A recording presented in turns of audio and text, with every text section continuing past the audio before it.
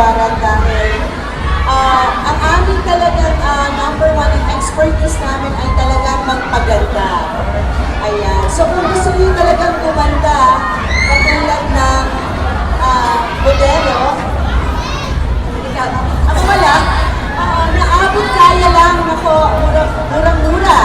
Kaya, pasok mga suki, charot. Kaya maraming salamat sa lahat ng pumunta ngayong hapon na ito. Maraming salamat sa nag-organize ang ating Queen Mothers and staff at ang ating bagong owner, Miss Norma Manoto. Palapakan naman natin. Thank you, Ate Norma, ha? Hayaan mo ang ating support at everyday natin ina-announce yan sa magandang buhay. Ang lahat ng franchise natin at Queen Mothers Salon. And of course, papagsalitain ko din ang ating dalawang, tapos ba sila? Oo, ang ating dalawang panauhin. Maraming salamat mga anak sa pagpunta mo, ha? Set first,